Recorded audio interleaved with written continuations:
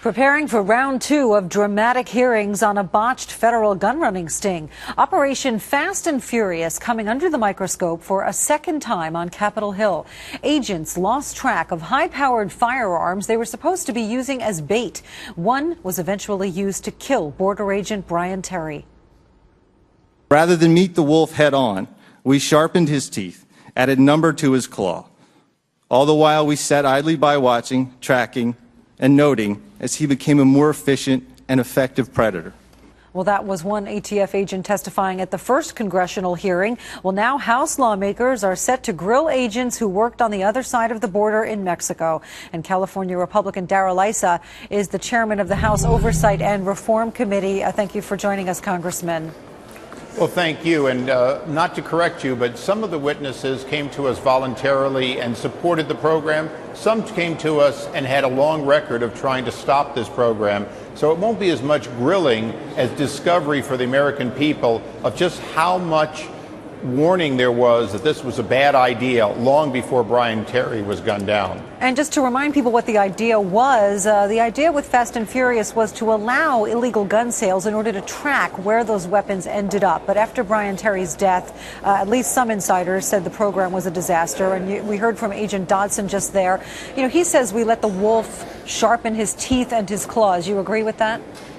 Oh, absolutely. More importantly, if all the facts were known, and they were by some high-ranking people at Justice, very clearly the stated goal of this was never genuine. There was always, in fact, knowledge of DEA and Justice that would have made anyone at ATF, even those who supported it, ask why they were doing it. And that's part of what we'll be going through on Tuesday, is letting the American people understand that ATF, to a great extent, was led to believe what they were doing was a good idea. Well, in fact, it was unnecessary. Those 2,000 weapons never needed to walk.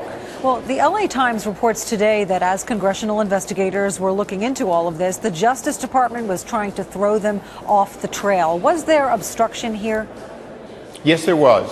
From day one, there was obstruction. They admit that for the first 90 days, they were just trying not to answer. But in fact, they advised potential and actual witnesses that they didn't need to testify before Congress. This was done both by the Democratic majority here in the House and by the Justice Department. And by any reasonable stretch of the imagination, it's obstruction of Congress in our lawful duty.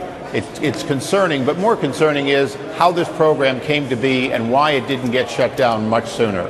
And there is an attempt to look into that. As we mentioned, there is a House committee hearing next week. And one of the key questions is expected to be, were ATF agents actually ordered not to tell Mexican authorities that guns used in crimes were illegally purchased through Fast and Furious? Is that going to be a big focus here?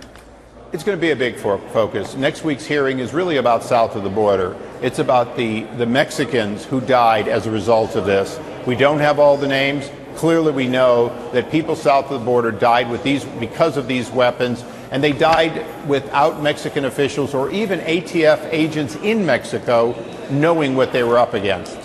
And this hearing comes after earlier testimony. What did you think came out of that testimony? Some people say that it seemed to suggest that politics were involved here. Well, clearly, these were political decisions by political appointees. But just like Iran-Contra, you don't worry about who's in the White House or who the Attorney General is. You look at the decision process. Have we put the right political appointees in to make good, solid judgment calls? And if we haven't, we need to replace them either with career professionals or with political appointees that are more sensitive to the job they're being asked to do. We want to make sure this is a bipartisan effort. We want to make sure, quite frankly, that it doesn't happen again. All right, Congressman Issa, thank you so much.